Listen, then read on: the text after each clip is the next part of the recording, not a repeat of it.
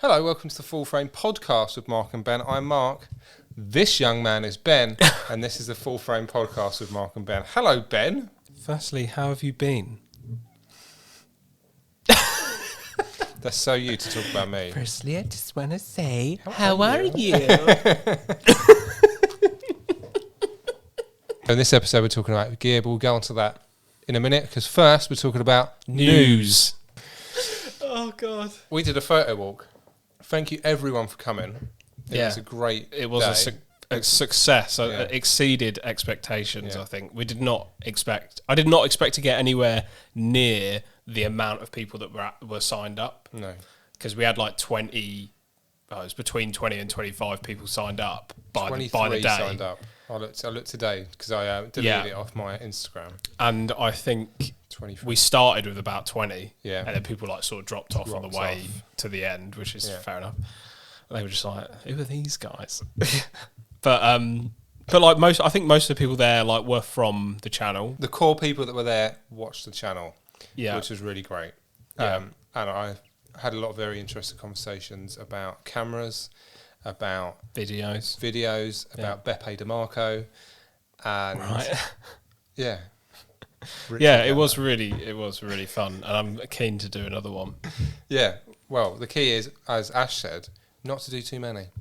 Yeah, so we won't be doing them every week, or not to do them too often or often. As that guy said in the comments once. Cool, we get a niche on the comments on the YouTube channel. But I think we're doing pretty quarterly for a year. Yeah, quarterly sounds good. Yeah, you'll get a range of seasons, wouldn't you? Yeah. We're starting to get a few photos coming through on the WhatsApp group now. Yeah. I'll put a few of those up with credits to people. I've had my photos back. You've got yours back. Yeah. I'll be getting mine back probably early next week. But yeah, really good. Lovely day. Great day. Next on the news agenda, Analogue Wonderland Wonderboxes. So we made a video about this. I made a short video about this when the second box came out, after they brought it back earlier this year. They're cancelling it again. Right. So I got an email earlier in the week. They're cancelling it, sort of going to rethink how they're going to do it. Because a lot of people were unhappy with it, Ben. Yeah. Can you believe that? I would say I'm surprised that I was right, basically, because I feel like I basically said in the video that I don't think it's value for money. No, and I think people will cotton on to that because of course you would. If you've got if you get 3 films that are that you've never heard of, or like 1 or 2 films you've never heard of, you're going to look it up, and you're going to see the price, and you're going to put 2 and 2 together and go, that's not worth it. And you could let that off once, but if someone got 2 boxes in a row and they're a £5 down or even a couple quid down, what's the point? Yeah. Like, what's the point in doing it? Yeah, I think you need to see.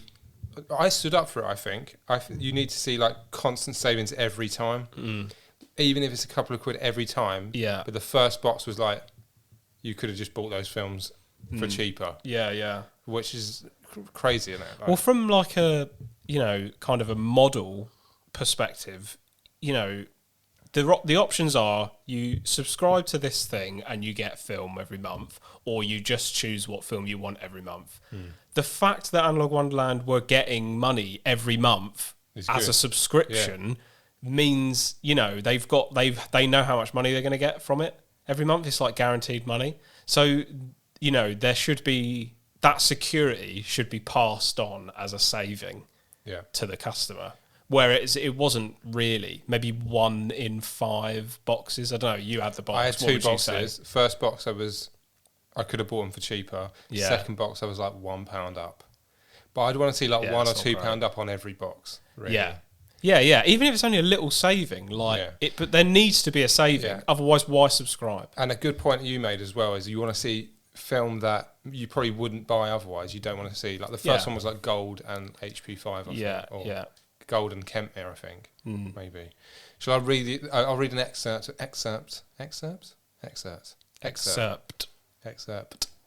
The T is silent. No, I don't know. I'm going to read a bit of the email. Yeah. We started the Wonderbox subscription service partly due to feedback from customers like you, but also we want to give photographers an opportunity to try films that you may not consider. Over the last few years, so many of you tried a multitude of different film stocks, and we've received a lot of feedback from you along the way. You may remember we tried to make some changes to the Wonderbox offerings earlier this year. Whilst we love making them for you, the time spent curating these boxes and securing stock each month can sometimes prove difficult. Really? So that's the problem? But then it goes on. Suffice to say, we've heard the feedback on these changes loud and clear, which I think is the feedback we gave in our video. Probably Potentially. Yeah, it's probably if we were thinking it, other people must have been, So people aren't happy with the new boxes, and that means we're not happy. With that in mind, and upon reflection on the workload it creates to take them every month, we've made the decision to stop the Wonderboxes in their current form, so it might come back. In addition to you, for your big send-off box, we're giving you 5% discount on all film orders and 15% discount on all lab orders until the end of September. So I think they've sort of made an excuse there, but then they're saying, we have ripped you off a little bit, so here's some discount to make up for it. I find that so hard to believe that it was putting it was a workload issue. Like they sell film and they post film anyway. Yeah. How is that a workload issue? I'd say that's like that's an operational that's an operational issue, like internally, if you can't handle like regular orders. I think the fact they're giving you discounts shows that they've heard the feedback. Yeah, and maybe. Yeah. People want to be feeling like they're up every month. Yeah. That's what I think. Let us know what you think in the comments. It's an interesting development, though, I think. Where were we? More news. So, sorry, I wanted to add, so that there's nothing in the email that, like, suggests they're going to bring it back. Just that they're going to stop it in their current form. They don't go into any more detail other than that. Right. So, it might come back later this year, or might never come back. Yeah. We'll see. I mean, it needs to be... I mean, if they genuinely have workload issues, they would need to think that out first, wouldn't they? Because otherwise, then it's like, for them, it's even harder for them to make it cheaper for the customer. But... Well, one thing's for sure, Ben. We will keep you updated. Yeah. Harman, new film. So they've teased a new film with a blue background and some eyes blinking. Yeah. I saw some stuff like there was some chatter on Reddit and stuff about it being another Harman Phoenix, like so maybe just an improved. I saw people saying Harman Phoenix II. Okay. And the blue has something to do with it. Okay. But I couldn't really find it. I think everything had been deleted before like I could see it. Yeah. So I think it's going to be like an improved Phoenix, or I don't know, a variation of Phoenix. Improved Phoenix, I would prefer. That would make sense considering what we've learned already about videos about it when it was launched. It's like this is the first sort of form of it. Yeah. So it would make sense they perfect that before creating something new. Yeah, definitely. Yeah. But, if you hadn't heard, something's coming. By the time this goes out... It could be out, yeah. They didn't. They usually do say a date when it's closer, and that didn't have anything, did it? No, it just said, like, coming soon. Keep your eyes peeled. Yeah, so, we'll see. Lucky film. Lucky film. ISO. I don't know anything about this. I mentioned it quite a while ago, but it was like kind of, not a rumour, but it was like just in development. Yeah. So Lucky Film is, I think, quite an old brand. Chinese, maybe. Okay. And I think this is an old film that used to be made, and they're bringing it back. Maybe it could be completely brand new, but the brand is definitely old. Yeah. And this is basically it's a new colour film. Don't think there's been any like sample shots or anything yet. But yeah, that could be fun, and it could be cheap as well. Actually says here. Retail price for a 36 exposure roll will be around $7. That's not bad. And if it looks nice, it looks nice. And then another bit of news that I got from Reflex Labs as well. There's a new Vision 3 500T film from Kodak. Yeah. That is not ECN2, so you can develop it straight in C41 without halations. So it's got no remjet. I watched a video about this, I think. Yeah. Yeah. But it is a cinema film, and we've had that whole issue where people aren't allowed to buy the bulk rolls anymore. So I don't know how that's going to come out. I've also not heard anything about that situation, like because you can still buy 500T. So is that kind of killed CineStill then? Oh yeah, it could do. So yeah, the Reflex Lab literally say this in the post. They say we can call it the new 800T without halations. Whoa. So, but people do love the halations. So 800T is definitely still like, you know, got a fan base. Yeah, but like eventually you won't be able to buy that. If there's no remjet layer, you won't be able to remove the remjet layer to get that look. Well, no, I think this is just a new version of 500T. Okay. So I'd imagine they'll still do the old one. Yeah, because 500T itself is like an old. Yeah. It's very old anyway. Yeah, I guess it's just an advancement in, you know, film technology. But obviously, I think Kodak still make like a huge amount of money from movie stuff. Yeah. So it's worth their time to, you know, develop stuff like that. But but if that does come out in bulk rolls, like that would be really cool. Being able to develop that in C41. Don't have to pay extra ECN2 developing prices. Yeah. But will it be more... Because I've always found the appeal of 500T, ECN2 500T, is it's quite cheap. I just bought some from Similab for £7 a roll, and I think that's pretty good. Yeah. But then, yeah, this could be more than that. And then it's like, you save money on the developing because it's C41, but then you might pay more for the roll. But don't know yet. So we'll see. It's exciting, though. When it comes out, good. That's like an investment. It is cool that there's more than one like company that's looking at like, you know, we're all just waiting for Fuji to get back into the game. But like, you know, the more companies that start investing, the more likely we are to get a Fuji back. And reasonably priced film. Yeah, in general, yeah. We haven't written this down, but I watched the Kyle McDougall video from yesterday. It'll be early this week by the time this video goes out. It was Opticolour 200 medium format film. Okay. So this is it's like Wolfen 200, but the same recipe, right? But for medium format. Okay, but they're based on something else, yeah. Right? That's not its own film. I watched it today, so just re-watch Kyle's okay. video. I'll put a link in it somewhere in here. But yeah, it's very contrasty, I think.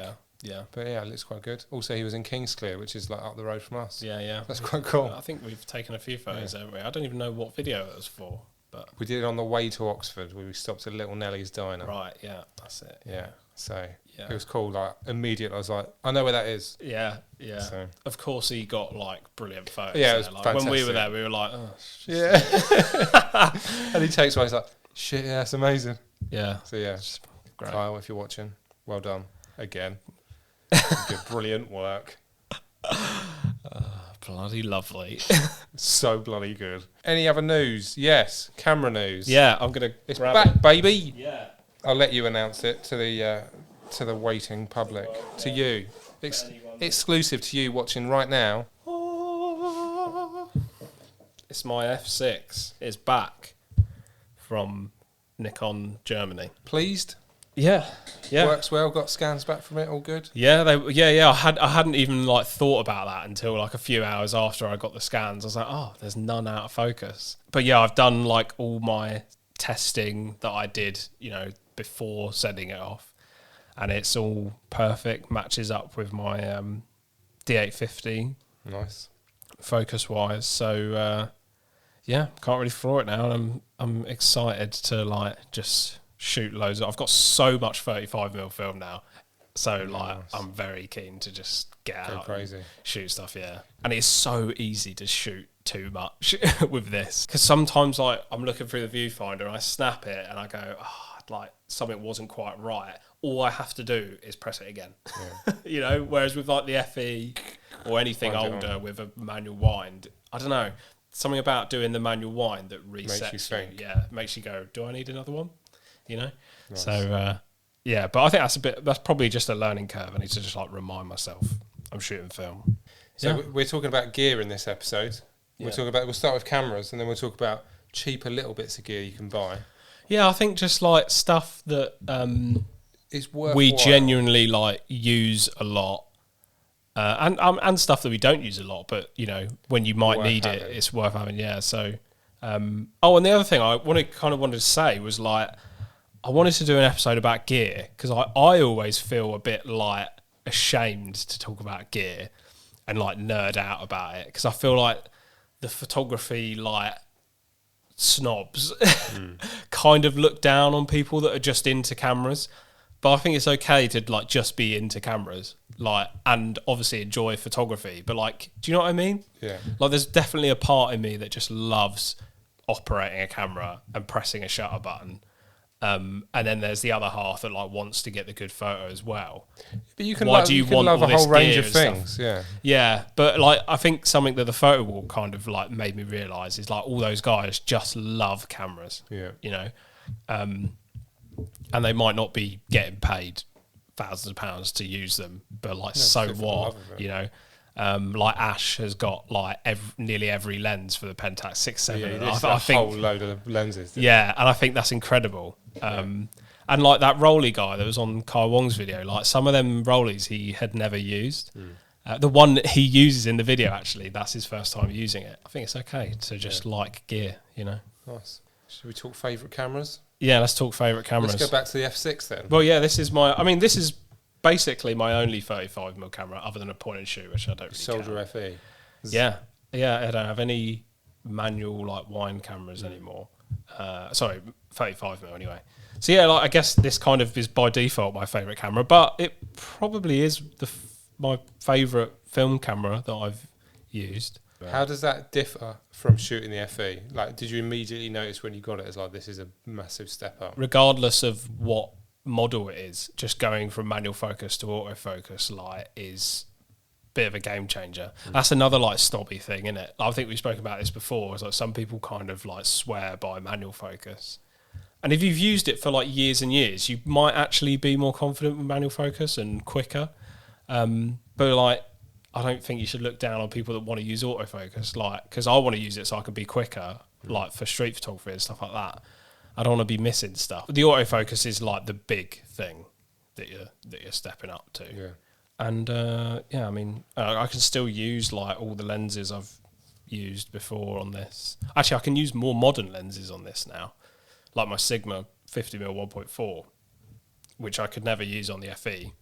So I can just get like some crazy sharp photos out of it. So yeah, you've upped your game in film photography. Yeah, a bit. Yeah. You're leaving me in the dust. I wouldn't say that. I think you can achieve like amazing things with whatever gear you decide to settle with. Do you know what I mean? Yeah. Hopefully, you know, I wouldn't be able to say yet, but hopefully in 6 months' time, I'll be able to say like, this is my camera. Like, I don't really want to mess around with anything else. So I'm going to bring in, since we mentioned it, the FE. We've made a whole video about this. Yeah. So I can't believe actually I don't have one anymore. I feel feels a bit silly. Yeah, I can't. Yeah. Part of me wants to get one. We like founded the channel on this camera. You can't get rid of it. Yeah, I do think I need to buy another one, which is just ridiculous. Isn't it? It's like my go-to 35mm camera. Yeah, SLR. Great camera. A great first time, like manual focus camera. If you want to. Most people get like the Canon AE1, don't they?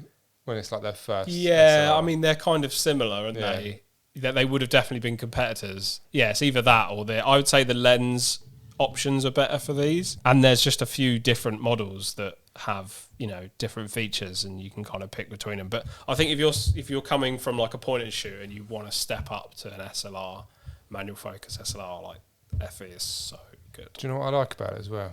What? Just looks bloody cool, doesn't it? Yeah. Just looks nice. Yeah, it does. Like you walk with that around your neck and people will be like, yeah, nice. Whoa. They might even know anything about cameras, but they'll be like, yeah, it looks nice. Yeah, it does look nice. Yeah, so, yeah, we made a whole video on this, so go and watch that. Yeah, go and watch it, yeah, because it's a great camera.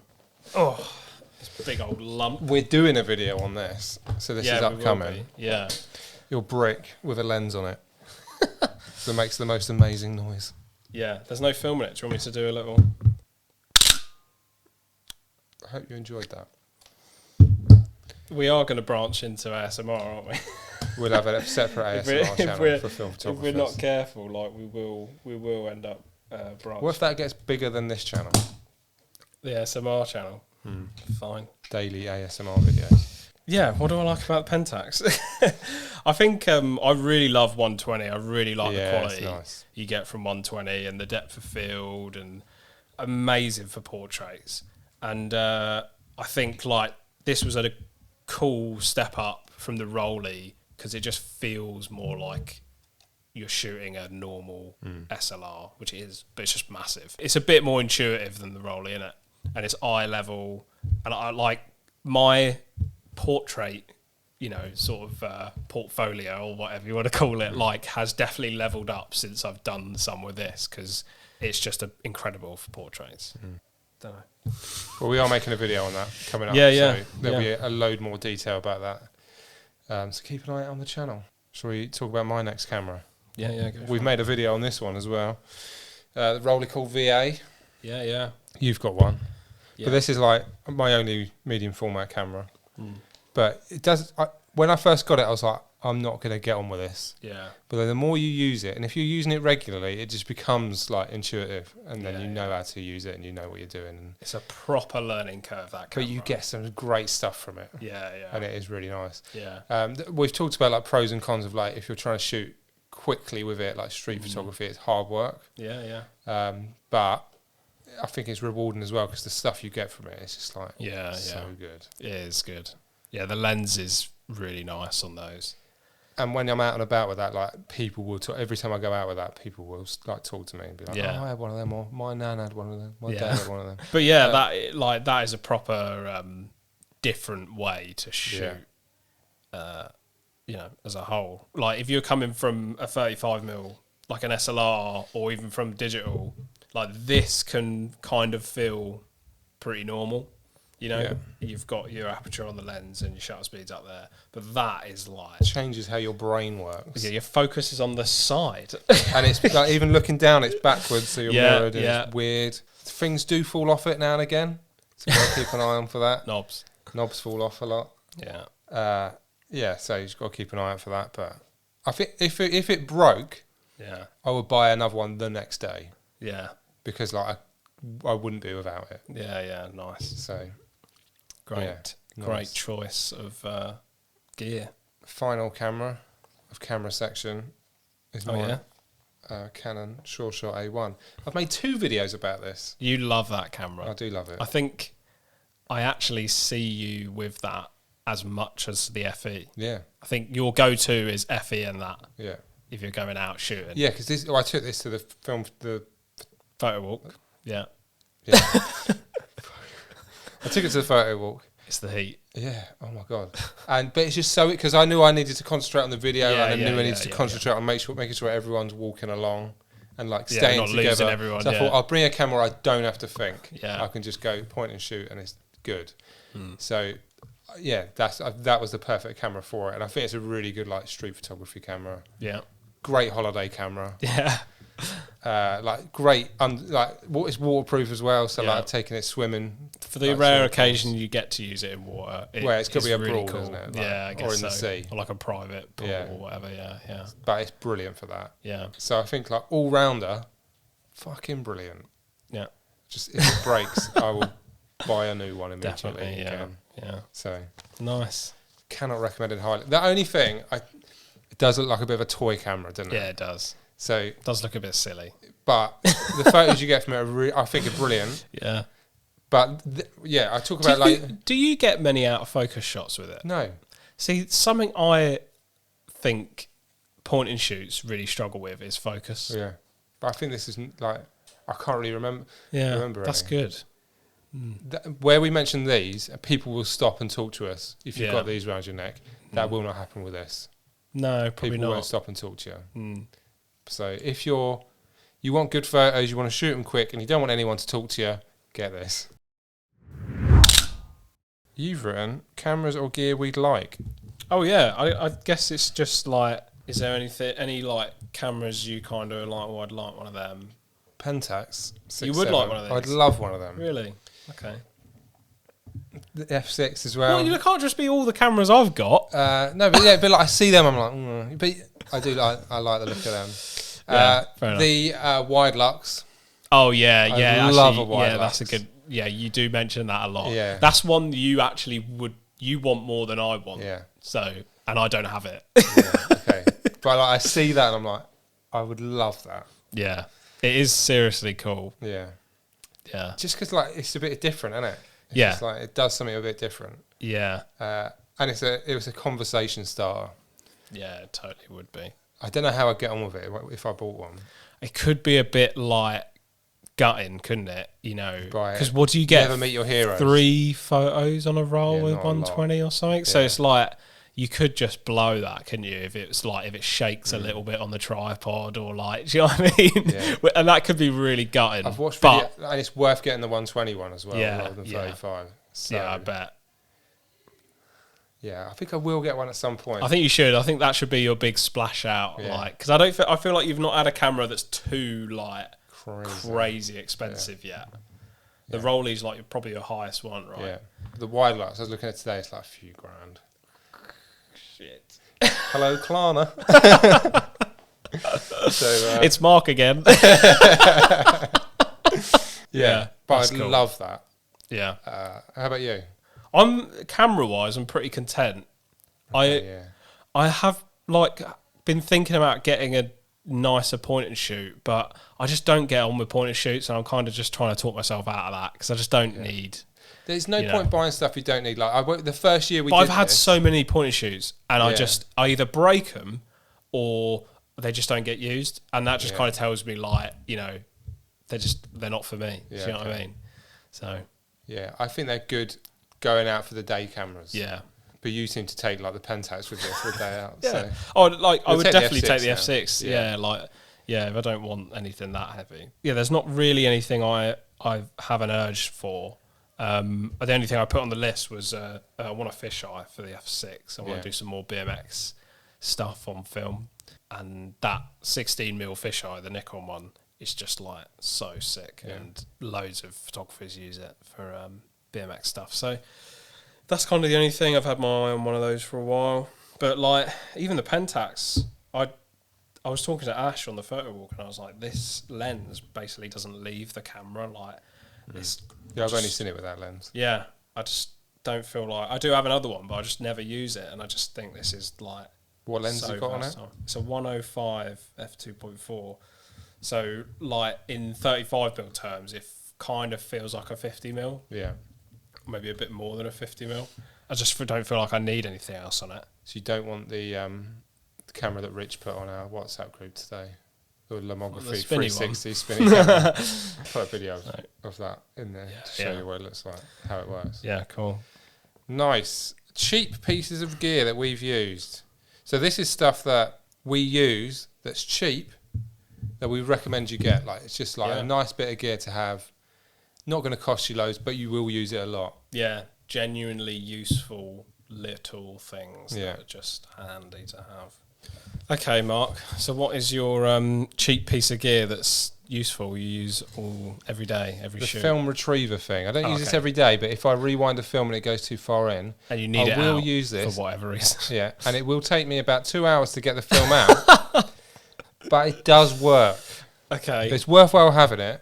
There's probably like if you were using it every day, like if you worked in a lab and you use one of those, you'd probably finesse it. Do you know what? Every time I use this, I've got some Ilford HP5. Got that out. Took me about 40 minutes. Okay. Still working on some Pultra 160 from our shoot in Winchester, where we did the pushing Pultra and gold.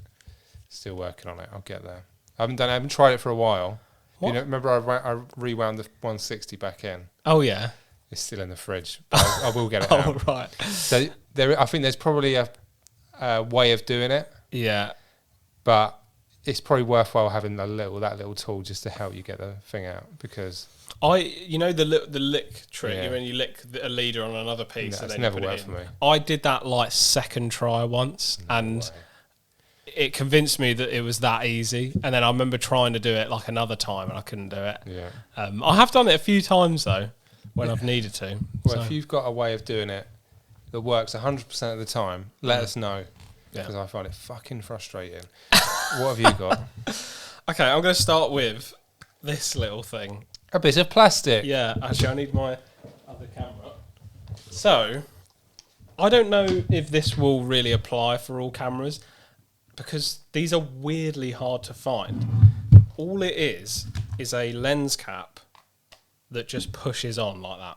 Someone steal this idea from me. Someone could just 3D print these. Do you know what I mean? Yeah.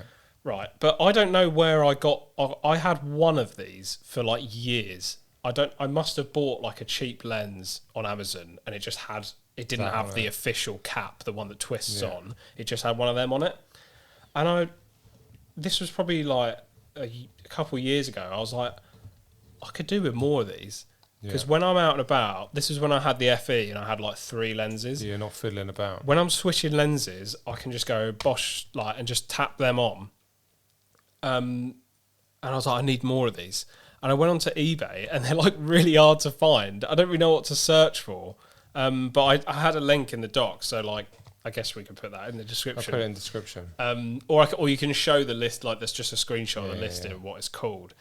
But it's literally just a F-mount cap that's plastic and it just pushes on. And it is so much quicker and less fiddly than having like caps. I think it was probably like a £5, which is a bit ridiculous, isn't it? But no one like makes them. No. I don't know where they come from. China. I don't know where I got one from. Yeah, obviously. But yeah, like if someone could just start 3D printing these and just sell them en masse, that would be amazing. Nice. Not that I don't actually need that many anymore, but I still keep them on my lenses because, like, what's the point in having the twist-on ones? Like this does. That works better. My next bit of gear is a GoPro mount for the top of your camera. Yeah. So it fits on where like the flash would go. What's that called? You can put it on. It's called a hot shoe. Hot shoe. You can put it on there if you'd like. So we use this for filming. Demonstrate. So we put our GoPros on the cameras. Help me. All right, Mark, don't break it. What the fuck? Oh, give it here. It doesn't fit. Is it really? I've got one though. I've got the same one. Fuck off. What's wrong with it? It is the heat. Yeah. Anyway, so that's your standard GoPro. That's your standard hot shoe, which a lot of cameras have. So if you want to film stuff with a GoPro when you're taking photos, yeah, brilliant. Oh, it picks up the shutter sound so well, doesn't it? So it just sounds cool. My next piece of gear is an L bracket. Nice. An L bracket is just a tripod mount in the shape of an L. And it just allows you to, rather than like putting your camera on a tripod and then loosening the head and turning the whole thing that way, which makes the kind of tripod like off balance, you can literally just put it straight on top of the tripod like that. And it just keeps it more centered and it's like just more stable really. And I've just got like a universal one, so it does actually fit on the Pentax. The screw like has to be right at the end, but it does fit on the Pentax, and obviously fits on that. You could probably get much cheaper. You will be able to get cheaper ones, I'd imagine. Yeah, I think it was like 50 quid. My next one is a lead-lined bag. So if you're taking film abroad and it's going to go through a scanner, I have used this. What will happen is it goes through the scanner, then they pull you up and be like, "What's in the bag?" And then you just open it and go, open it now. Yeah. You just go, film, and they go, okay, go on. Yeah. And that's it. Well, they might hand check it. But yeah, I've never had any problems with damage or anything. We were talking at the weekend about hand checking stuff, and someone told me just put a 3200 in. Yeah. Was it you who said that? No, I might have said it, but I read that somewhere recently. Put one 3200 in, and then because most of them say, "Oh, the scanner's fine for 800 ISO," which it actually isn't anyway. No. But if you say, "Oh no, I've got a 3200 in there," they will check them. Well, they might. I mean, Heathrow are notoriously like don't give a shit. They're just stick it through. Yeah, I spoke to someone who she asked for a hand check, and they just shouted at her. Yeah, it doesn't surprise me actually. But I've had a couple hand checks. I don't know if they were in the UK. They might have been in the country that I was in, but I don't remember where that was, to be honest. But I've also put loads of film through multiple X-ray machines, and some have been okay. It's one of those things you don't really know unless you could side by side it. Yeah. The scary ones are the CT scanners. I watched a video the other day comparing. Like CT, this woman did like a crazy test. Yeah, she kept going through Amsterdam Airport. She had like 1,000 rolls of film, I swear, and she basically just went through the scanners like multiple times, and the CT scanners, like after one scan was very bad, and after 3 it was like completely like gone. So yeah, it's kind of hard. Like, I mean, I think if you can tell it's a CT scanner, they do look a bit different. I think they're getting them at Gatwick, or they may have them already at Gatwick. But I knew it was coming, and they definitely have them at Amsterdam, I think. Right. Yeah, well, I took the Eurostar to Amsterdam, so I think they're like rounder, like big and round. Yeah, so I think if you're like confident it's a CT scanner, it's probably worth like pushing for it. That was it. Eurostar, they hand checked. Okay, yeah, nice. My film, but like those scanners probably ain't that strong anyway, so like they could just go through that. Yeah, the CT scanners are the ones to be worried about. So yeah, I don't know. Hopefully that just gets a bit more awareness around that, you know. Yeah. But they're obviously guided by the manufacturers of the machines, and they tell them that it's good for up to 800 ISO. But she was testing like 100 ISO, and it was absolutely fucked. After one. We've talked about it before. Yeah. But yeah, I'll find the video. So yeah, a bit of a tangent there. We were literally talking about a lead line bag. Yeah, but it was connected. Oh, well. What else you got? This is really cool. If you like portraits, this is not Pentax specific, but I only have it for the Pentax, but you can get it for, you know, most 35mm cameras. So what an extension tube does, there's like not really anything in it. So it literally just spaces your lens out by a certain amount. So there's actually 3 different sizes for the Pentax ones. I think this is a 2, so there's actually a bigger one than this and a smaller one. And it allows you to focus closer, but then you lose like infinity focus. So like I think if I put it on now, I wouldn't even be able to focus on your face. I'd have to get closer to then be in focus. But it makes for some like really cool portraits, like if you like the kind of closed close-up portraits. And then, you know, it's kind of verging on like macro, so you could do some like macro kind of shots with it. But yeah, if you're a portrait photographer, get one. Yeah, they're very cool. Oh, and it makes like gives you more depth of field as well. I swear, it's like insane. But you do have to account for a loss of light, so you have there's a calculation you have to do to like figure out. I usually just shoot by one stopover. How much is that? Well, this is actually original like Pentax one, so it's however old. Yeah. I think it was like 20 quid or something. It's not too bad. But I think you can get like, you know, Chinese ones, especially for like a lot of 35mm cameras, because obviously the F mount is, you know, still used today. Yeah, you can get cheaper ones for 35mm, but yeah, it's not like over much cheaper than a lens. Like, you know, if you're thinking, oh, I want this lens because you can focus close with it, right, yeah, get one of these instead, and you know, try it out like that.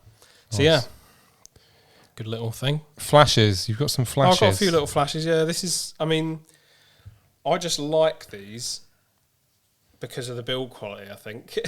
I actually don't use them that much. But I just don't shoot flash that often.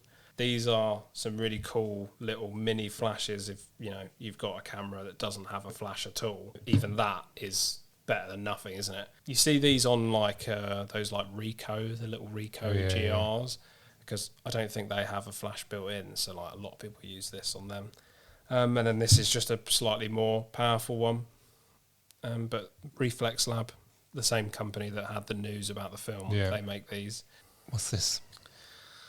This is, well, you mentioned the release cable, so I've found my more modern version. Do you want to grab your one? Have you got it?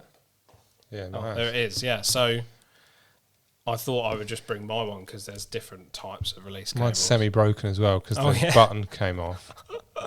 And now it's just like injecting yourself in the thumb when you put it down. Yeah. But I will buy another one. So maybe that's a tip. Top tip. Buy a bit more. Look for maybe less. Don't go really cheap. Because that broke very quickly. How much was it? Like £5? Yeah. Get a tenner. Spend a tenner on one. Yeah. Or just like get it from a camera shop. It'll probably be slightly better. Still works, but like that hurts. Yeah.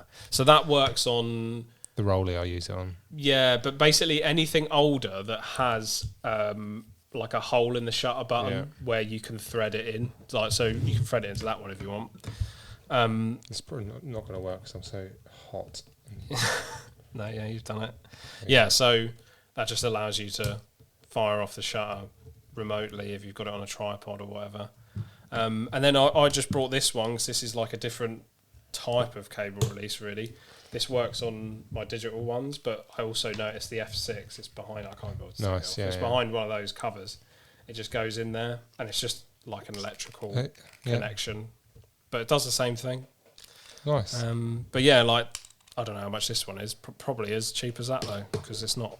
It's just a bit of wire. Cool. Some good gear there. Yeah, it's some good gear actually. I think we've covered a lot of like little things. Let us know if you've got some interesting stuff that you think we should get. So just put it in the comments. Yeah. I'm a big fan of just like properly useful things. Yeah, stuff we're going to use a lot. Things that will like change your whole like workflow in terms of like shooting and stuff like this did.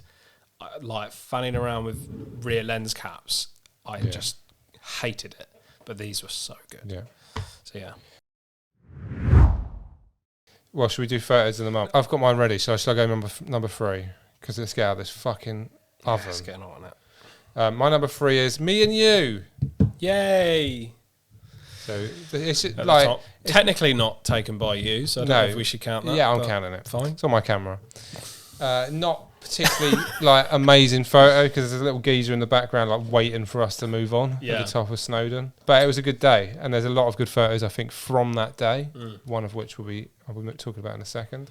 But there's a video that's coming up, and yeah, I think we've got a lot of good photos. It was I didn't really get any good photos. Challenging day at certain points. Certainly when we were still there at 10 o'clock. I was going to say, actually, I think the real challenge was staying up. Yeah. We'll tell this in the Snowdon story. And the drive home for you was definitely a challenge. Yeah. We'll tell this in the Snowdon video. Yeah, sure. So it was a good day and a nice day of film photography. Yeah. Took some good cameras, took some good photos, and that's a nice photo. I think I can remember the day by. Yeah, definitely. So I really like because the flash went off. Yeah. We're just very nicely lit, aren't we? Yeah. Even though it was bright enough to not have the flash, but I don't know why it went off anyway, but it lit up. I might put it on to flash. What's your 3? This portrait of my granddad. Lovely. How do you know him? He's my granddad. So yeah, he's my dad's dad. Yeah. So what film was that on? It was on the Pentax. It was on the Pentax. It was Ilford. I think it was FP4. Ooh. It's like 125 ISO or something. It's weird. Yeah, looks nice, doesn't it? Does look good. I don't know. You took a few that day. Yeah. There's a whole collection. There's one of my dad. Nice. That's good, isn't it? One of my nan. Yeah. With and without glasses on. So these people that look a little bit like you. That's my mum. Yeah. And then I did a few like group ones as well. We can show all these because I was quite happy with like the set as a whole. But I think my favourite was my granddad. Yeah. Why is that your favourite then? I took 2 of him, and one he's kind of smiling a little bit, and this one he's a bit more straight faced. I really like the straight faced portraits. I don't know why. I just don't know. Yeah. I feel like there's more emotion when someone has a straight face than when they're smiling, being real, which is weird. Rather than forcing a smile. Yeah, I guess it is that. Yeah, because like the one of my nan, like she's smiling for the photo. Whereas like he's kind of just doing a straight face there. Yeah, it's just him, and I like that. So hi Ben's family, if you're watching. So yeah, go ahead. My 2. Bottom of the mountain. No. Can't believe it. This is on there. Now that is my favourite. Okay. Yours. Ever. No, I don't know. Ever. That's quite. You've definitely Big got. Thing. But that is a fucking great photo. This is on FPP Dracula, I believe. Yeah. And so that's not the infrared. No, it's not wrong. Oh, it looks like it. It's really like interesting. Atmospheric. Tones. Yeah, so I guess the infrared would be way like darker, wouldn't it? Yeah. Yeah, so I love that photo. This is on the way, but we're nearly back by this point. Yeah. We're chilling by this point. There was some sheep hanging out by that hut. It was like a water pumping station. Yeah. Got some other photos around there, but I think... And Snowdon is in the background there as well. But it was by a lake. Great example of how black and white can be really good for landscapes. With light. What's your 2? My 2 is going to be this one from our photo walk at the Barbican. Nice. As I always... a quick turnaround. Yeah. As I always say, Barbican never fails to amaze me how I find new shots. Every time I go, I come back with something I'm like, I'd never seen that kind of angle before, or that spot before. And this was a really good one. Yeah, I was lovely. really happy with that. I think the more you go, the more like kind of quirky parts of it you might find. That's definitely what happened there. What was that shot on? Gold, pushed one stop. Gold. Nice. Yeah. And you got it back that quick? Yeah. Nice. That's good. Yeah. Yeah. Right. Happy with that. Time for your ones. It won. So this was Foam a Pound 100. This was on the film that Steve gave me. Oh, yeah. I bumped into Steve. Hi, Steve, if you're watching. I've got a few rolls of this. He was on the Photowalk as well. Yeah. And I just saw this guy with this glorious moustache. Nice. That's the only way to describe it. And I said to him, like, I saw you earlier, and I knew how to take your photo. Yeah. So I just asked him to take a photo. So that's why he's a little bit of a smile. But yeah, I think it's lovely. I think the black and white works really well. That Foam Pan. First time I shot it. And I think, it's a good middle of the road film, isn't it? That Foam Pan. It's very cheap and it's light. You get some good stuff. Yeah, it just looks good. It's very contrasty, but it's got solid detail. Yeah. Solid black and white film, that is. So that's my one. Although you would have chosen the hut. Oh, I would have. I love that photo. It's great. I think I prefer people, so that's why I've chosen Yeah. I can appreciate that. I think I do as well. I could see that being the other way round. Like, if I had shot a good landscape, you might see it as really good, but then I would prefer, So I can actually get that now you've said it. So what's your 1-1-1? So my number one is kind of another set of portraits, but there is one that stands out for me. Okay. So there's this one of Charlie. Oh, that is good. Yeah, this is on Colour Positive. Yeah, Xchrome. Yeah. So I saw the positives, not the negatives. Yeah, I always take a picture of the positives when I get them. Like, it's just a bit. It's like a treat looking at them through the light. It's just amazing. This one was on the Pentax with the extension tube, and just a nice close. How did you get the light? Yeah, that was just like a tree or something, just like kind of poking through. There was just some like nice shadows. Yeah, just lit him up nicely. It was actually probably a little bit underexposed, and as we know, like with Colour Positive, it's you got to get it bang on. Yeah, you don't really like. There's not much forgiveness, but definitely usable, and I quite like the kind of the darkness around the edges, and his eyes just being lit up by that. There was another one, or another couple that I did on the same day, that were just more like traditional headshot type things, and there's a landscape. Do you know what I think helps as well? He's good looking. Yeah, he's fucking good looking. Charlie, if you're watching, me and a few of my other mates, we always say like Charlie is our best looking friend. Yeah, and he's just got like he could stand there and be like, fucking hell, yeah, he's proper good looking. That's fawning over Charlie. What's your photo? I don't have a photo book this month because I used all my photo books in last month's video. I haven't bought any more. I don't believe it. I can't just keep buying photo books willy-nilly. I did say that when we started this whole section, that we are gonna run out one day. Yeah. And today's that day for you. This is called Zones. This is another BMX book, unfortunately. But fortunately for me, because I like BMX books. Yeah, it's fine. You're into it. So it's similar to, I don't know if you remember the one that was called Freak. It's based on, it was a white book. Yes. It's based on the video part that they made. I do remember, yeah. So there's a video called Zones. It's by Endless Mag. There they are, Endless. Yep. And then they just did an accompanying photo book. Nice. It's quite big, isn't it? It's like A4. Untraditional size for a photo book. But and they're like, most of them are like 2-page spreads. Oh, that's nice. Yeah. Are these shot on film or digital? These will be probably mostly digital, I'd imagine. Yeah. It's just a cool composition. Yeah, that's nice, isn't it? Yeah. Yeah, I do like the 2-pack. That's probably why it's this big, because they kind of wanted to bun the police. Just a nice put together book, and a bloody good BMX edit to go along with it. It won the Nora Cup, which is like a BMX award. Wow. Thing. The Nora Cup. Oh, I've also got a T-shirt that has that on it. I don't know if you've seen it. No. But yeah. Talking of T-shirts, I bought a T-shirt today. Yeah. Harry Borden T-shirt. Really? Yeah.